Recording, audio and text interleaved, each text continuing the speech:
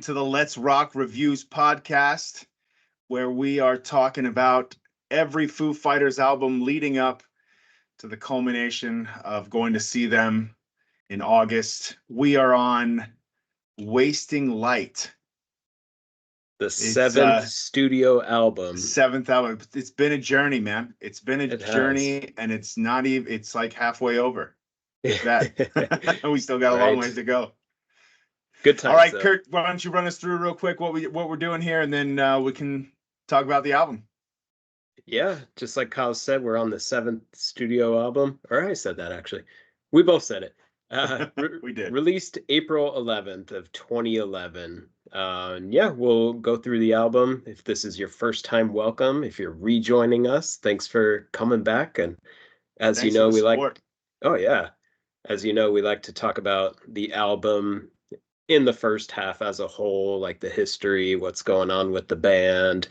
And then the second half, get into the songs. We try to, we like to review the songs, tell you what we think of them, but we also like to throw in some fun facts. So it's not just like, hey, I like this song. So we'll try to keep it fun and, hopefully you learn something new, or if nothing else, it'll lead you to listen to the album. And you should listen to the album because it's a great album. Fantastic album. I like, one of the things I think that makes it great is over the past couple albums they've had, they went through kind of, I feel like it's almost like a midlife crisis, or like a mid band run crisis, even though it wasn't the middle of anything, where they got really into themselves and not in the bad way. That sounded so wrong, like, oh, there's too into themselves. No. They got really discontentful. That's not a word for sure, but I hope you know what I mean. With what they've been doing, they wanted to kind of try to expand their horizons and do other stuff. And they had the dual album, and then Echo, Silence, Patience, and Grace really had a lot of melody to it, more thought out and methodical. And then for this one, they went old school. They said, we're going to a garage. Yeah. We're recording in a garage. We're not going to go to some fancy studio. He said, we're going back to what made us great. And this is, I think one of my favorite parts of what Dave said about this album is that he wanted to make an album that defined them. Oh, yeah. Yeah. Yeah, I saw, I think every podcast I got a, quote from Kerrang! Yes. the magazine. But like you said, yeah, to define them, kind of, he mentions, like Back in Black define AC/DC, or the Black Album yep. define Metallica. And, he clarifies it, not necessarily saying it's the best album, but it's one where the people like identify the band with the most. He even says, like, you take all of the things that people consider your band's signature characteristics and just amplify them and make the one simple album with that. Yeah, I thought that was awesome. And if you listen to like all their albums up to this point, it really kind of does that. Oh, yeah. Like, they really get back to what made them great in the first place. I mean, don't get me wrong, the past two albums were amazing. Great albums, but this is like, we're kicking it old school type thing. They even go back and they get I love this part of it too, because they get Butch Vig to produce the album. And the last time that Dave Grohl worked with Butch Vig was on Nirvana Nevermind. Oh, yeah. Which is so cool. And Butch is great for this because Dave Grohl wanted to go back and said, I really want a hard album. I want, the punk rock, hardcore all the way. And Butch really caught on with that vision and really supported it. And I think, I mean, you got to think that this was the man for the job to make an album that would define the Foo Fighters. Yeah. What I like about Butch as well, like, he's not just some random guy or just some producer. Like, he knows music. Like, he was in the band Garbage. So like he has experience in music, like playing in bands, and then producing, one of the greatest, at least greatest grunge albums of all time. Never mind, but and some would It's one of the argue, greatest albums of all time. Thank you very much. yeah, yeah, no arguments for me. But yeah, even with as great as producer he is, he had some hesitation when Dave said, I want to do this in my garage and um, you know, want to do it on tape, none of this like Pro Tool stuff. Analog style. Yeah. You know, the issue with that, you can't go back in and fix things. You gotta, make sure you guys are dialed in and you have it, you're ready to play. And I love like the whole band, they seem to be on board. Like they love like just the rawness of it. Nate, he says, it has a certain sound to it. Chris, I love what Chris said. He's like, rock and roll is imperfection. It's not going to Yeah. line up. It's going to sound messed up. It should be. Human beings aren't perfect.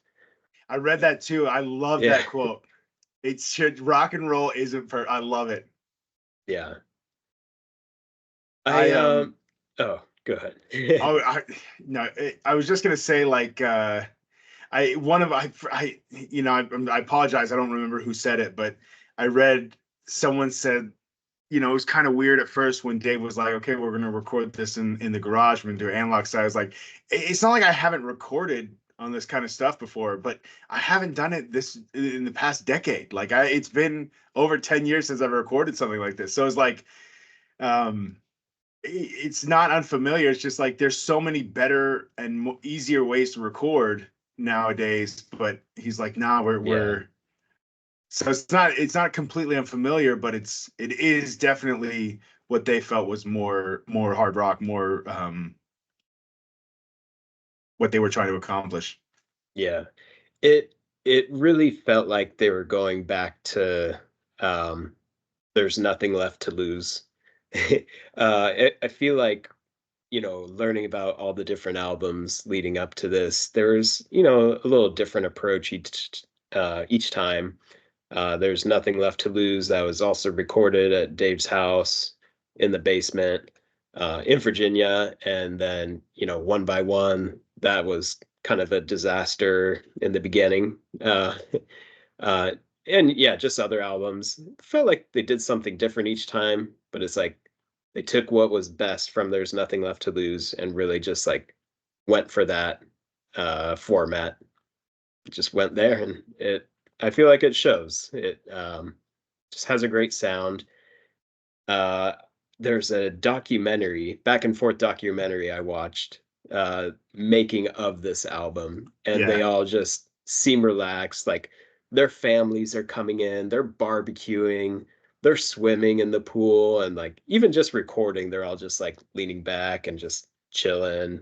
Like Taylor, he was like talking about some drum sounds. He's like, we've got three different drum sounds. Wouldn't it be cool to like crossfade and blah blah blah blah?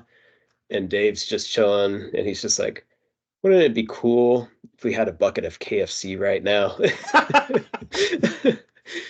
It's just like you could tell they're relaxed and just having fun, going back to I the think it's one of the basics. things that makes the album great is like there's after everything they've done up to this point, they're already like I mean, everything they do from here on out is just icing on the cake. It's just more cherries on the top of the wonderful sundae that is the Foo Fighters. And so I don't think there is a lot of pressure on them anymore. No. It's like, we want to make great music and we know who we are. We're comfortable with who we are. We obviously are because we've gone through the range of music.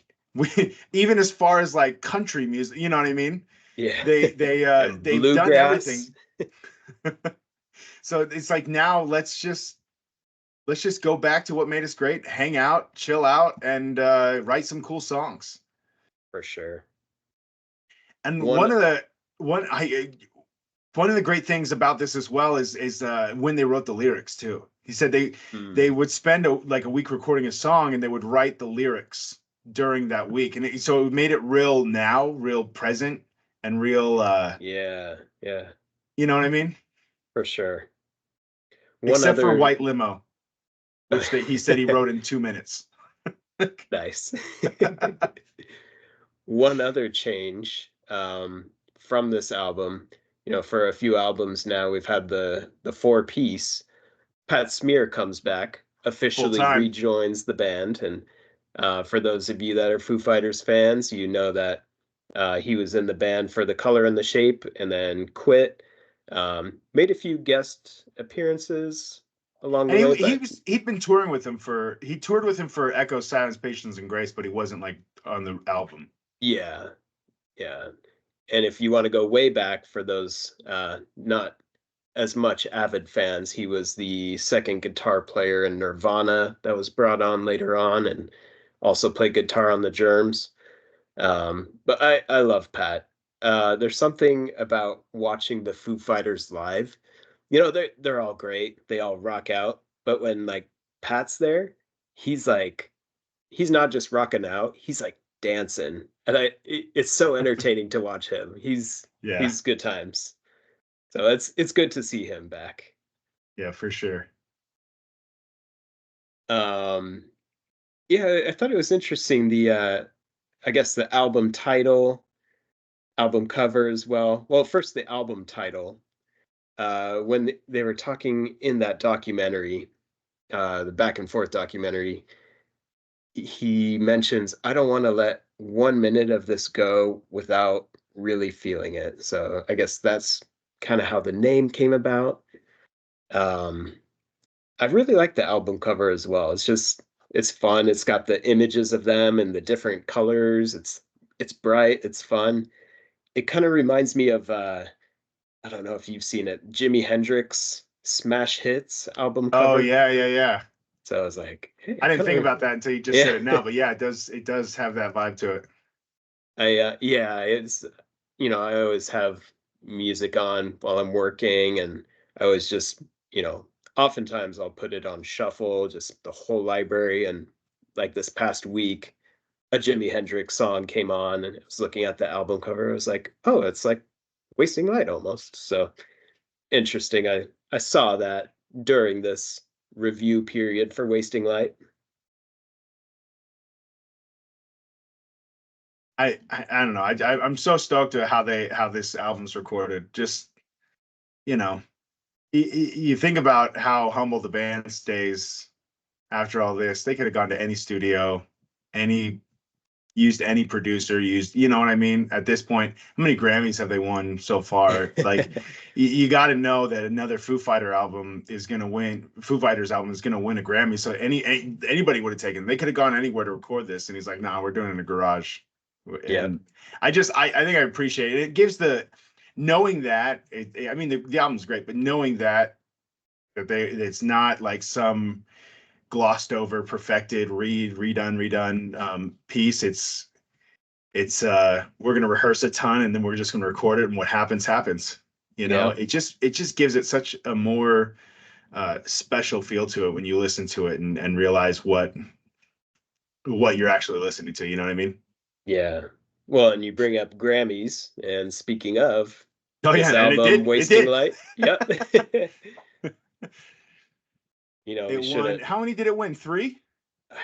three or four, I believe. Three or But four? yeah, but the album, yeah. Which one? Yeah, best rock album, Wasting White Light. Limo, best hard rock metal performance. Walk won both best rock performance and best rock song. So yeah, Yes. and then Kerrang chose it as the fourth Yes. best album of 2011. I Love just had to it. add that because of Kerrang, you know. I appreciate you adding Kerrang in there. I think Kerrang should be paying us with how much we talk about them. No, I'm just Right? kidding. All these shout outs. Anyway, well, that's all I got to say about the album. You want to talk about the songs? Let's get into the songs. All right, The songs. stuff behind, the stuff that makes the album. Right? Dude, what a great batch of songs. Oh man. I think starting out with Bridge Burning is the perfect It's a start of great. the album. Yeah, it's a fantastic song. These are my famous last words. They come out swinging. It's, full throttle, all those adjectives you want to say, that fits this song. Yeah, it is. It's a great like, and it's a great introduction to like what the album is going to be. You know what I mean? Hard, heavy, Yeah. heavy hitting, grungy, punk rock, whatever. Again, whatever adjectives you want to use for that. Yeah. It it may not catch the ears of some of our more casual Foo Fighters listeners, especially in the beginning. Well, I there's something about I love the intro, just like the guitar. It's like almost like frantic sounding. It's like what's gonna happen? Yeah. It's like it hooks you What's in. gonna happen? And then, there's a few seconds where Dave, he does some yelling, so that might steer some away from the song. But if you make it past that, I mean, the rest of the song, you're in for a treat. It's great music. I mean, I've often, thought about like not talking about Foo Fighters in particular, but just like one hit wonders.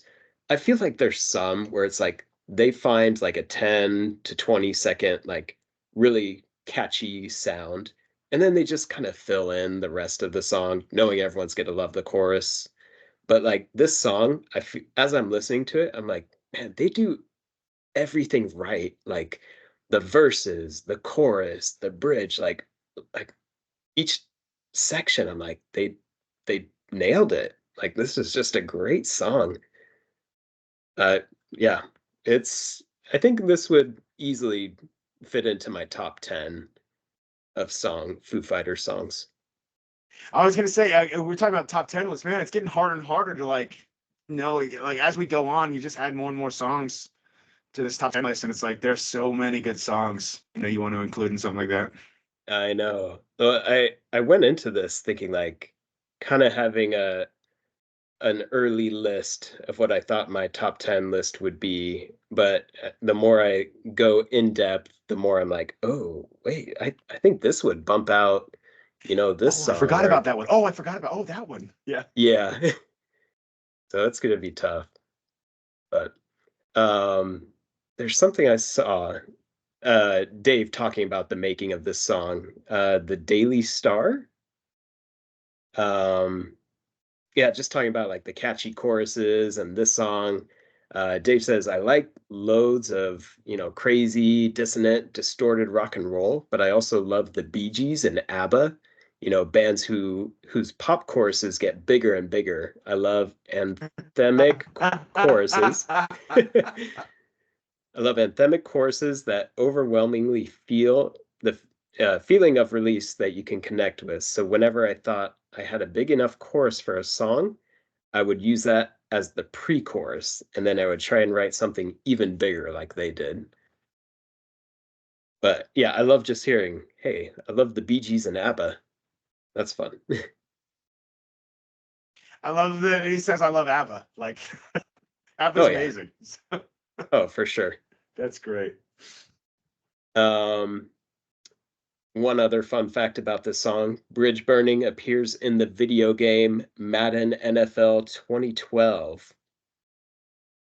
And for Oh, those nice. that may have listened to a previous podcast, we mentioned how No Way Back off the album In Your Honor, that's also on a Madden game. I think Madden 06.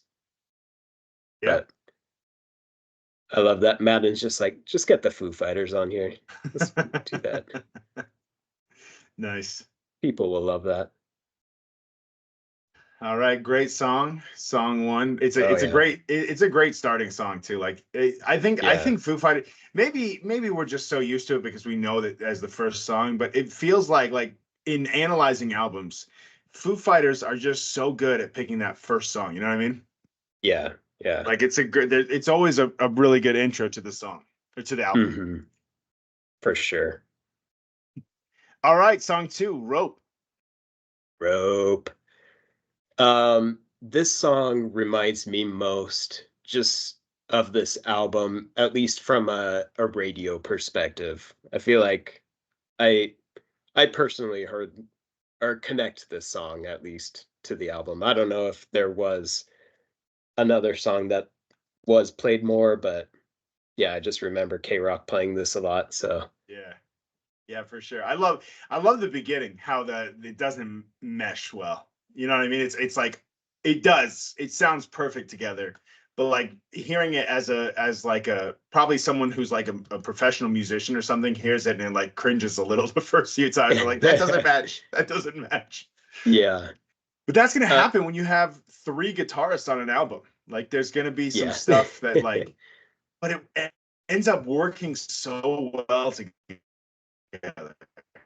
hmm A Sound Vision Mag talked about it. Um, yeah, the delay on the intro. Yeah, if you haven't heard it, it's like bow, bow, bow, bow. Kyle, can you reenact it for us a little better? I don't know if I can. Da-da-da, There you da-da-da-da-da. go. Da-da-da. Love it. Yeah, Sound Vision I hear you. Mag. Okay, good. I feel like my connection's bad. Apologies. We're going and Da-da-da-da-da. yeah, we're going analog on this podcast, not digital. Just like, No the Wasting worries. Light album. um see, yeah, Sound Vision Mag. Podcasts aren't perfect, man. Exactly. Just need that human element to this. Okay, so Sound Vision Mag. The delay on the intro was induced manually, given the album was produced without digital instruments. Butch Vig synchronized it with the click track through a drum machine and a shake tambourine.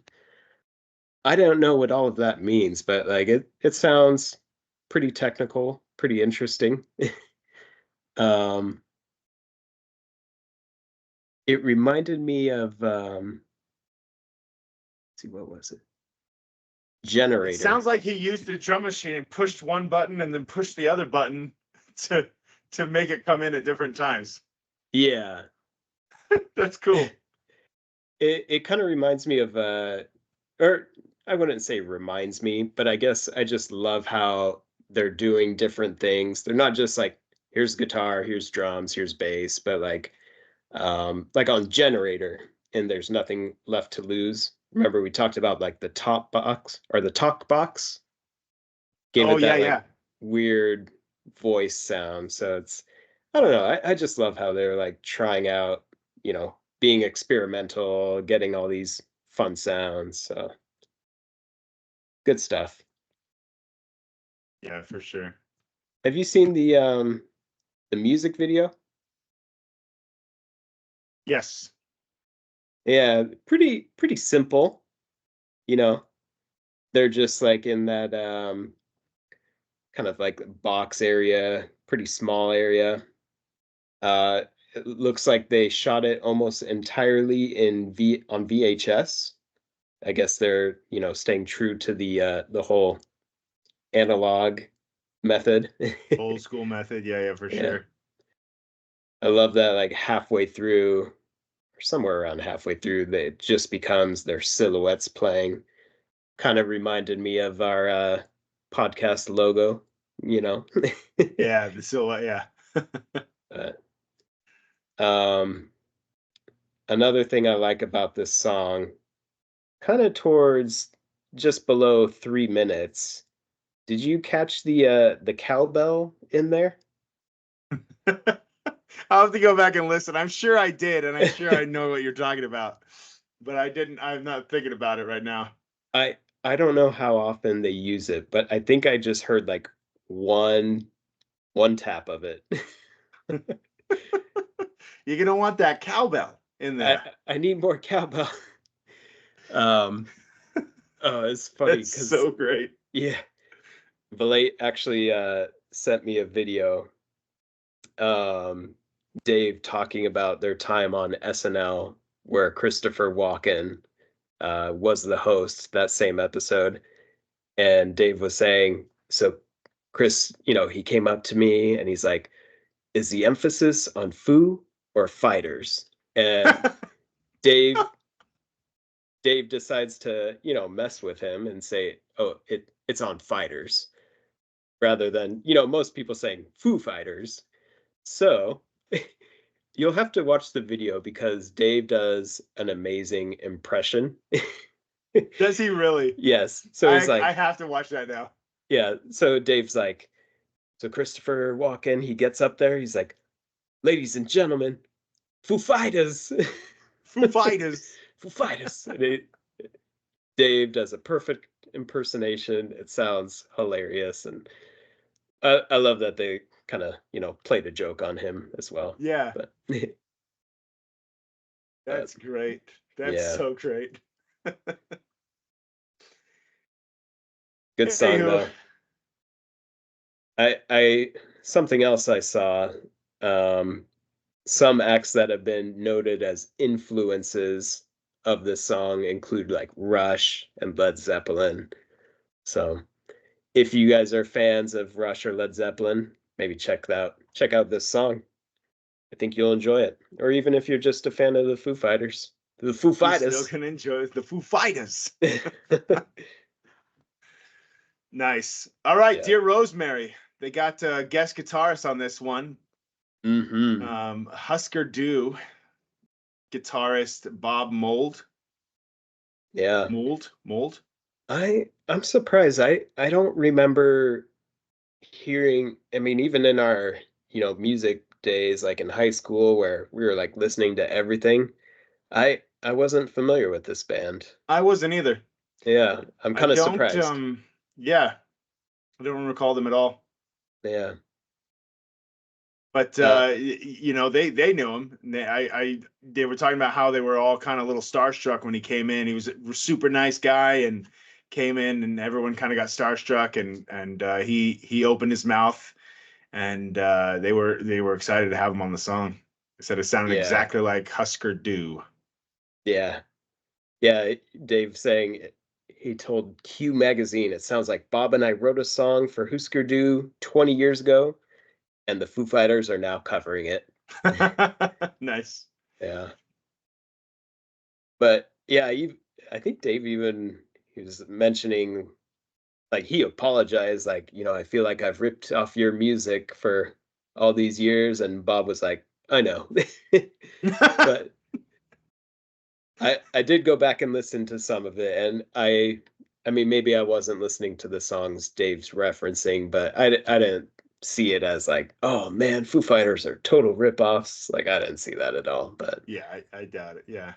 I mean, you got Dave that's, a musical genius. I'm sure there's some sort of aspects he takes from their music and, incorporates it, but it's not And like Dave admittedly pulls off of a lot of different people. He like how many influence he's influenced by Led Zeppelin and ABBA. I mean, that's all you really need to know. You say those two bands, and you're like, wait, isn't there like 50 million bands in between? Yeah, there is, and he's influenced by every single one of them.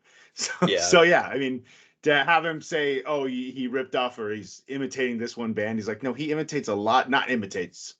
That's the wrong word, but he gets inspiration from a lot of different genres, a lot of different bands, a lot of different musicians, which all artists do. Like I all was artists just about have to say, yeah. inspiration from other people. You know what I mean? There's Yeah. inspiration from everywhere. At what point, you know, yeah, it's like everyone gets something from someone, music exists and yeah. Anyway, I think Dave's just being humble, oh, Yeah, oh I'm yeah, ripping you off. absolutely. So He was just, he's just giving trying to give credit where credit is due, and it's probably a big inspiration to him, especially if they're, that excited to play with him and stuff. You know what I mean? yeah. Yeah, Dave mentions their album Zen Arcade as being one of his favorites, an underrated one. So I kind of just like, you know, skipped or maybe not skipped, but just took some samples from each of the songs, and yeah, it sounded different. One of their songs, "Turn on the Noise," as I listened to that, I was like, I kind of catch some Erase Replace off of Echo's album, but I mean, still nothing. We're not talking about, Ice Ice Baby ripping off Under Pressure here. These are these are just completely different songs. Maybe similarities or some aspects, but yeah. What a good song. It's so awesome that, they worked together on Dear Rosemary. Yeah. And to get starstruck by someone when you're this famous and one of this many Grammys is pretty cool. Oh, for sure. I think it just still shows their humility of like not really believing how big they are. You know what I mean? Yeah, definitely. Yeah. All right. White Limo White Limo. won a Grammy. Yeah. Best hard rock metal performance. This is uh this has been referred to as one of their most metal songs. And Dave Grohl, I think it was Dave Grohl said it makes me want to steal, break into someone's car and steal their stereo. the intro reminds me of Billy Idol, Shock to the System. I don't know if you've heard that one or you're a big Billy Idol follower, but it's kind of like this song. It takes, yeah, the Billy Idol song and Weenie Beanie off of the Foo Fighters self-titled album. It's like merge them together, you get White Limo. Nice. Yeah. It's hard and heavy, and you know, for such a heavy song, for the music video, you got to get Lemmy from Motorhead to join in on the fun. I love that they wrote the lyrics in 2 minutes. Yeah, for sure. I think Dave's such a great writer, and this kind of proves it. Like to write a song, it's got to be pretty complicated, and you got to be pretty confident in yourself to just be like, all right, you know what? I'm going to write some words down, and that's what we're going to use on a Grammy-winning album. Yep. I'm going to take the next 2 minutes and write some words, and that's it. Oh yeah. I love well, not just that Lemmy's in this music video, but Dave, he's like a big Lemmy fan, big Motorhead fan. I think I forgot to mention in the In Your Honor podcast, in the Revolver music video, he's wearing a Motorhead shirt. Yeah, it talks about it in his Storyteller's book. I think he spoke at his funeral, Lemmy's funeral as well. Oh Um, wow. yeah, but yeah, big fan of his. Um, but yeah, the music video itself is hilarious. Like, if you didn't know who the Foo Fighters were and you heard the song and then you watch the music video, you'd probably be a little confused. Like, who are these silly guys, Who making a music are these video? guys, and what are they doing? Yeah. I love, yeah, it's shot like on an old school video camera. It doesn't look clean or anything. Um, I love how it starts off with Nate rollerblading. I Yes. I don't know if you caught it, but he's like, he's strolling down rollerblading, and it looks like he kind of slips, and he like looks over at the camera, like kind of like laughing, like, "Oh man, I messed up." But I love that they kept that in the video. Yeah.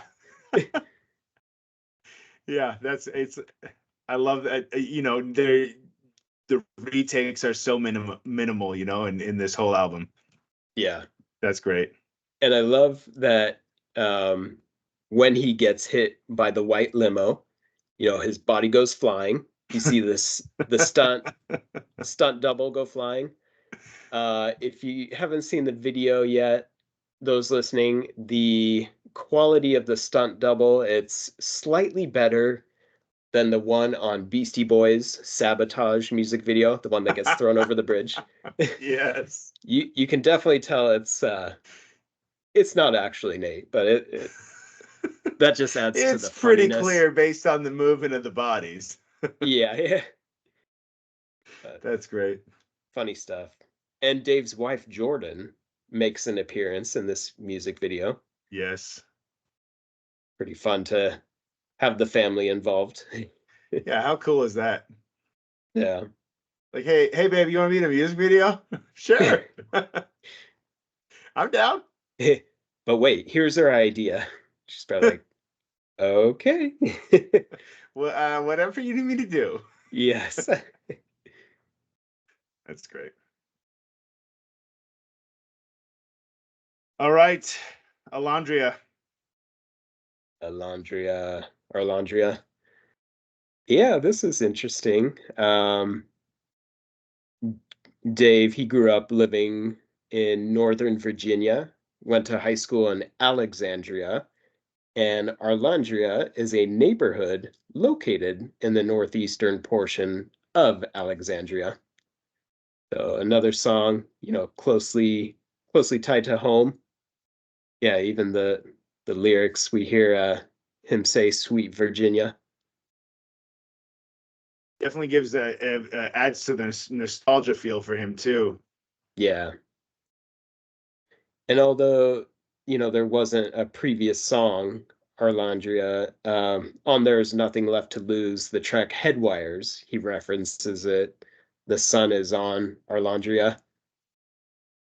Yeah, he So, got real nostalgic for this album too, and going back to his childhood is pretty cool. Um, just you are not me, Alondria. You and what army, Alondria? You got to make it stop. All these memories away, save them all for another day.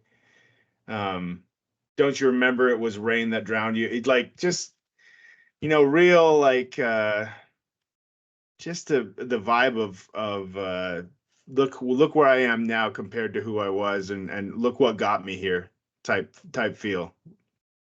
yeah, for sure. Fantastic song. Yeah. Yeah, I don't have Anyway, too much more to say, but I do no, love that it's just, has that connection to home for him. yeah, I like it. It makes it feel like a cool song, especially when like it's from his childhood. Yeah, definitely. Now on to the song that Dave Grohl refers to as the best song he's ever written. These days, and oh These my, days, it delivers. it does. It's a fantastic song. We might have a guest reviewer at the end, um, Nice, on my end. So nice. yeah. And this is like this to me is with the lyrics and everything. It's like it because he even talked about like part of the inspiration for this album is like what does it all mean, and like it doesn't matter, stuff like this. And it's like just the first two lines of the lyrics of the songs: one of these days the ground will drop out from beneath your feet, and then that's it. Like you got to do what you got to do while you can. I saw a great meme today that I think you'll appreciate. I Yes. sometimes scroll through memes of like 90s kids. Like you're a 90s kid if you might be a 90s kid. And this one is particularly relevant to you and I. It said, one day you burned your last CD ever, and you didn't realize it was the last CD you'd ever burn. I love that. And I thought of that when I thought of this song. It's like one of these One days you're gonna of burn. these And days. it goes to taking treating life like it could be the end, making sure you make every moment count. And it goes so well with the album, Wasting Light. Don't waste the days that you have. Don't waste any time Yeah. at all. And also it goes to the documentary they did about it with how they're just chilling, they're just having fun, like no more pressure. We're not going to waste any more time here. We're just going to do what we can while we can. Yeah, for sure. Even yeah, knowing Dave, there's never, well, not always, but oftentimes his songs, he likes to leave open for interpretation. I've seen some just talk about, um, going against like blind optimism in a sense, like the part where it's like, but it's all right. Yeah, it's all right. I said it's all right. And then, it gets into easy for you to say, your heart has never been broken, your pride has never been stolen. Sometimes people that haven't gone through those hard times, it's just like, oh yeah, everything's all right. But it's like, well, just, not ignoring, we shouldn't ignore I guess, the bad in the world, but, we still try to make the best of it, but avoiding that blind optimism. I mean, and again, that's like one theory I saw, but Well, who yeah, knows? I think that theory is pretty good because right after that he says, "I bet your heart will be broken, and I bet your pride will be stolen." You know what I mean? Yeah, Like if you have it, if it hasn't happened yet, part of life, it's probably going to happen to you. yeah. I do love uh kind of going along the lines of previous podcasts where songs were, just like the last minute written, or he didn't think it would be big, and then like the producer was like, "Hey, what about that one song?" And he's like, "Oh, really?" But for this album, these days, one of his greatest songs, it's just, he says it's just one of those songs. No, this is Taylor speaking in the documentary. It's just one of those songs that he came in with and says, "I have this other one." And he plays us these days all the way through. And it's like, "Oh, really? That's just another one? Because that's the That's best just song another. you've written almost ever." It's like, I shut up. can almost imagine like the looks on their faces when they're like listening to the song. It's like, oh, I got another one. If you guys hear it, and like, oh yeah, how many times have they heard Dave Grohl say that in recording? And then like by the end, they're just like wide Right. mouthed, wide eyed, like, dude, that one is gonna be a hit. Yeah. I tend to gravitate more towards, like their faster or more rock songs, but it's hard to ignore just how good this song is. So Just everything about it. The melody, the yeah, lyrics, the timing, the choruses, the progression. It's just so good. So good. yeah. I mean, it'll be good if you're, a big Foo Fighters fan, or even like the more casual Foo Fighters fans listening. I think if there's this one song you want to check out from this album, check this one out. Yeah. Yeah. I mean, there's two songs that you want to check out. We'll talk about the second one later. All right. I'm just kidding. So back and forth, yeah, good song. I thought it was interesting. This was the name of their documentary, just talking about like a lot of the previous albums and leading up to the recording of this album. But there is also a music video. Let's see. I wanted to point. This one isn't a an official one that the Foo Fighters themselves made. Am I coming in clear right now? Just double checking. Yes. Okay, cool. Uh, the Foo Fighters put out a contest called "This Video Sucks" contest. And Dave says, "I had this idea that instead of going and spending a ton of money on one video made by a director who's done it a trillion times, why not split up the cash and give it to the fans and let the fans make 11 different videos for the band, so that instead of just making one video as the album comes out, we have 11 different videos for the 11 songs on the record." And That's incredible. I love yeah, that. I as love I that he was did that. yeah, as I was looking up, um, music videos, there's the typical ones like the big hits of, but I started noticing like, oh wow, is there a video for every song on here? And yeah, there are actually. Yep. um, some of them not done by the Foo Fighters, but winners of this contest, and this back and forth music video. The main one on YouTube is one of the winners for this specific song. There's like they're in the San Fernando Valley, the year's 2046. Everything looks all frozen over, and yeah, a band starts playing this song, and it was interesting. So, Just know that it's not the Foo Fighters playing if you do look up this video. Nice. But nothing much else to say about that song. All right, A Matter of Time. Matter of Time. I really like this one. It's I do fun. too. It's upbeat. It kind of reminds me of like which one?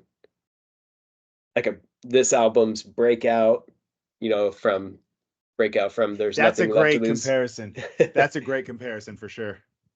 I do feel like this album I'm making a lot of references to There's Nothing Left to Lose, but I mean, I think there are a lot of similarities between the albums.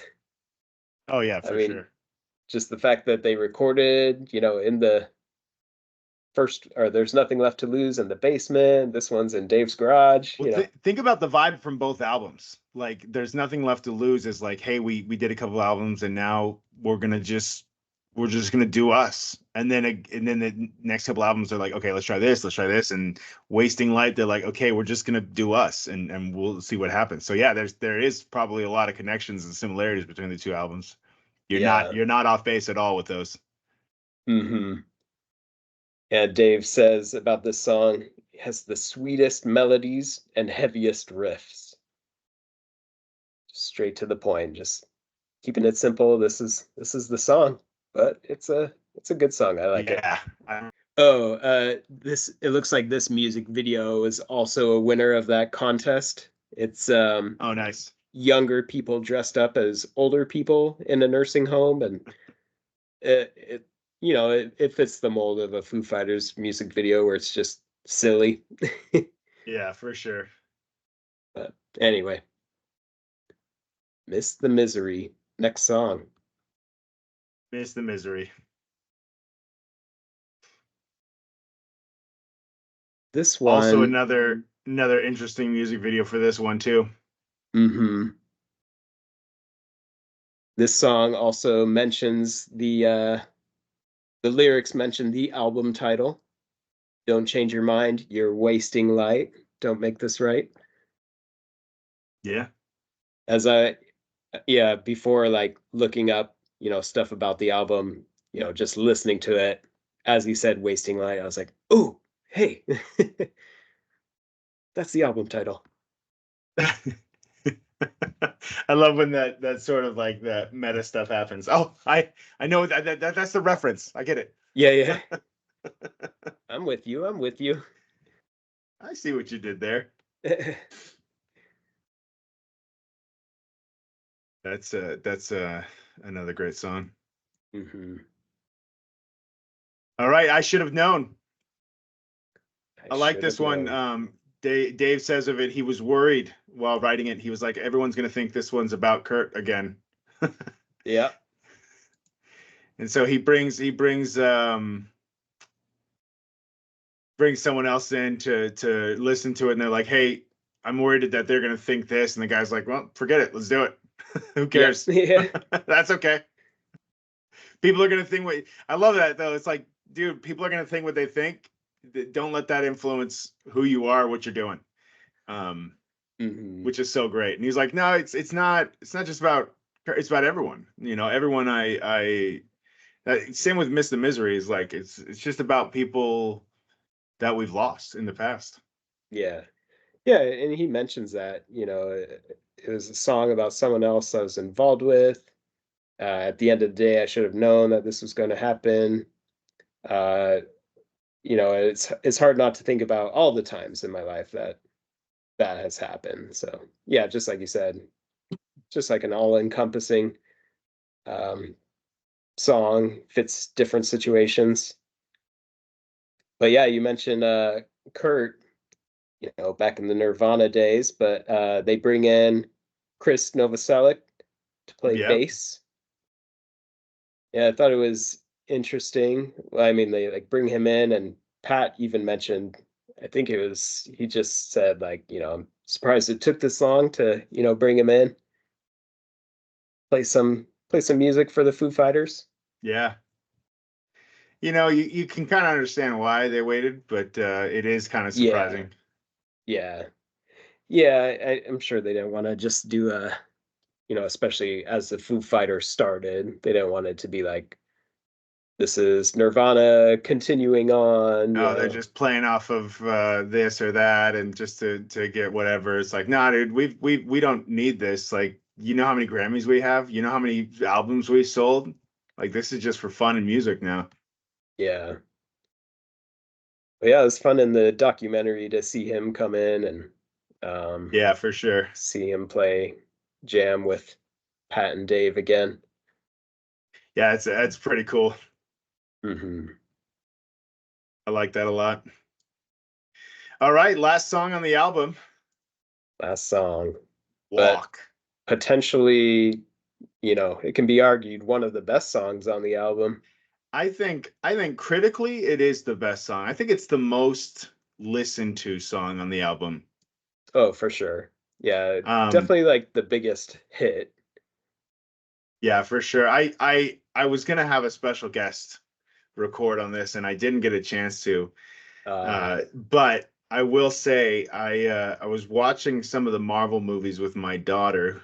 We were having a bit of a Marvel movie marathon the other day, and we were watching Thor. And I mean, I've seen the movie Thor several times, but I don't remember, you don't remember everything from it. And since we've been talking about the Foo Fighters, obviously my brain's on Foo Fighters. And of course, they walk into the bar where Eric Selvig is trying to convince Thor to leave Jane alone, to leave town. And what's on but Walk by Foo Fighters? I was like, I know this song. I know this song. Dude, I can't wait to say this. This is going on the podcast for sure. Yes, for sure. But Love it. I think I this has got to be my favorite music video, and it gives you I don't know. I'm someone who's driven in LA traffic, as you are obviously also familiar with. I feel Yeah. the frustration of the traffic and wanting to scream at the car in front of you, and then just giving up, getting out of the car, and walking away. Oh, yeah. Yeah, I got a little bad reception there. I don't know if you already mentioned it, but the video is a parody of the 1990 film Falling Down, where an ordinary man frustrated with the various flaws he sees in society begins to psychotically and violently lash out against them. Yeah, that's good. I love the little kid in the station wagon. Oh man. That cracks me up every time. Something else that's I noticed, especially in the beginning.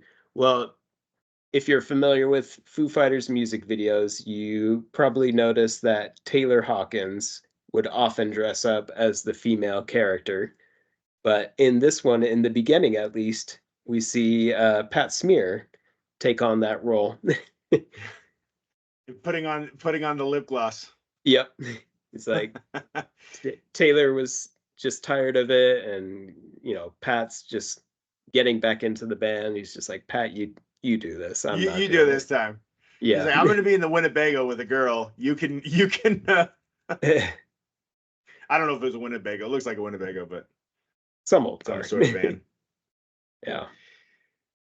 I But do yeah, I do love the continuation of the some of the stunts where like they're on the golf course and Dave runs over one of the characters, and as he's driving over it, we see another stunt double getting run over, and once again, kind of like White Limo, it's not the most accurate, not the most realistic, but it's a pretty low budget stunt double.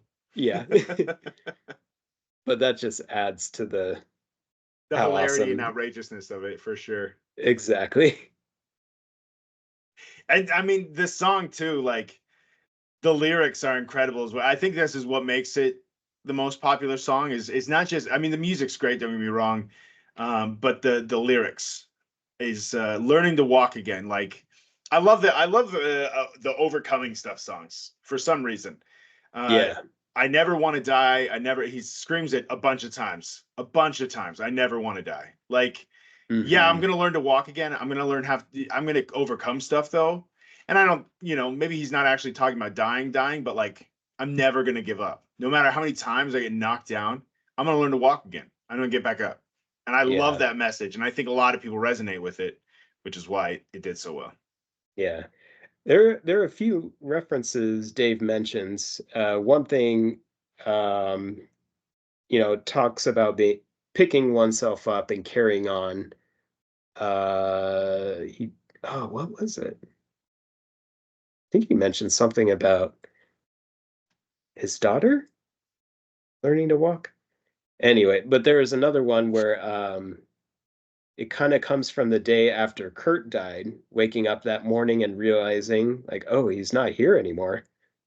I am. Like I get to wake up and he doesn't. I'm making a cup of coffee and he can't. I'm gonna turn on the radio and he won't.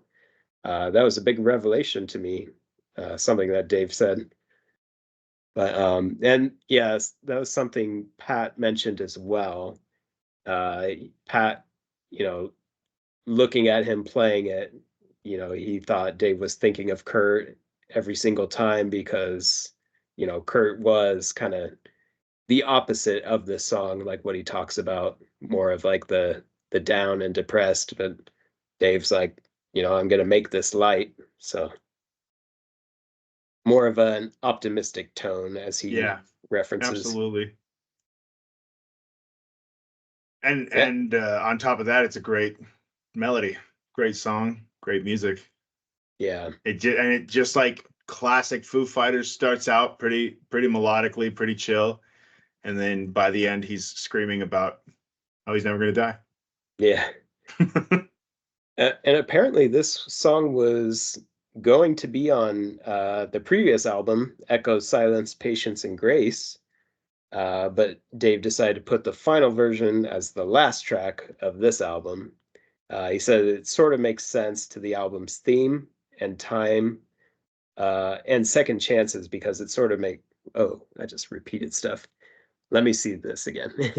He decided to put the final version as the last track of Wasting Light because it sort of makes sense to the album's theme of time and second chances, and to end the record on a positive note. I thought that was uh, pretty cool. yeah, Definitely I ends on like that the wanting positive. to end it on a positive note thing.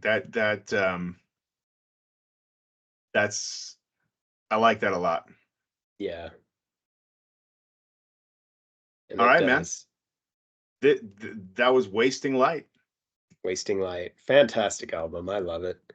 It's really great. It's really great. And I mean, it's a great album. Don't get me wrong. In and of itself, it's a great album, but just I love knowing the stories behind the albums. And I'm not just talking about Foo Fighters, I'm talking about like all albums and behind songs because it means so much more when you know and when you know the story behind where it came from and knowing that the Foo Fighters really wanted to go back and be like, hey, we really want to define ourselves. And just knowing that is like, hey, this is our defining album. It's like you listen to the songs in a different way. You listen to them like, hey, this is when Dave Grohl wants us to think of this album when we think of the Foo Fighters. You know what I Yeah, mean? He wants this to be what the Foo he wants this to be what the Foo Fighters are thought of as. yeah. Which is funny because he said that for other albums too, Oh yeah. like for you know what I mean. But like it's kind of different in a sense that when 20 years from now, 30 years from now, when people are like, "What the Foo Fighters sound like?" It's like there's this one album, Wasting Light. That's kind of the one. If you want to know what they sound like, go listen to that album. You know what I mean? Yeah. And I feel like there's something for everyone. It like Bridge Burning or White Limo, some of their heavier stuff. Yeah. But, if you like some of their calmer stuff, you got um These Days. So Walk. there's yeah. And speaking of These Days, my son Andrew decided Oh to yes, review this one, so let me play that for you guys. very good. Be sure to give me a thumbs up if you can hear it all right. All right, Andrew. So we just listened to These Days by the Foo Fighters. Now, Dave has All mentioned right, that for that's one sure. of the best songs he's written. That's a pretty bold claim right there. Do you feel like it lives up to the hype? Do you think it was a good song? Yes, for my personal favorite, that was my second favorite song because I like all the crazy choruses, but my mom hates it. Like she hates all the noise. She's like, when me and you just listen to it, she's like, oh my gosh. But I'm just like, I love this. Some of the more rock ones. Yeah. Yeah. Yeah, it's a pretty good song though. I feel like it does live up to the hype as like one of the best songs he's written. So you said it's second favorite. What was your first? I can't remember the name or the album name, but it was the album with like the wings. Oh the yeah. cover on the wings. I think you're referring to the song Best of You off the album In Your Honor. Probably. Probably. Probably. Another good song. Yes. Excellent. Thanks for the review, Andrew. Bye. There's Andrew. He Love that agrees. kid. It's yeah. It's a great song. Dave, you've got a talent. So I'll have to. I didn't have a guest speaker this time or a guest appearance, and I'll have to make up for that next time for sure. awesome. Good. All right. Every time we do this, I say this is going to be the shortest one we do because we don't have much to talk about. But I think this one got cut a little longer because we had some delays and Some technical difficulties. So apologize for that. We had a little connection issues out of our control, but Yeah, we got through it. we did. All right, the next one. I forgot to next mention one- my band shirt again. Oh yeah, you got to reveal it, dude. Tonight, it's all about the Cure. Yes. I don't know how long I've had this shirt now, but it's been a long time. Remember we saw them in the Hollywood Bowl? Oh The yeah, Hollywood Bowl. yeah. I was actually at the Hollywood Bowl 2 weeks ago. I Oh, saw nice. saw some comedians there, and I was like, you know what? I saw the Cure here. So that's perfect that you wore that. Maybe I Heck yeah, was thinking about that a few weeks ago. love that. All right, we got Sonic Highways next, which is kind of going to be, Ooh. it's going to be interesting. I feel like we're going to have a little too much to say about that one based on just the sheer amount of information alone about each and every song. Yeah, maybe we won't reveal too much right now, but they take a different approach. Not something they haven't done before, but each song is just has its history, has its way of, yeah, just the way they recorded it. We won't reveal much more. You'll just have to listen to see how they did it. So it's pretty Yeah. cool. One of the most creative ways of recording an album I think I've seen. So I'm not just talking about Foo Fighters. I think it's No, everyone Yeah. in general. yeah. Yeah, again, without revealing too much, it's just fun to watch the Foo Fighters continue to evolve and try new things, Yeah. Anyway, all right, ladies and gentlemen, thank you again so much for being with us. Thank you for listening, and thank you for patience with our technical issues today. We will see you back in around the beginning of June. Yeah. Thanks for listening. Take care.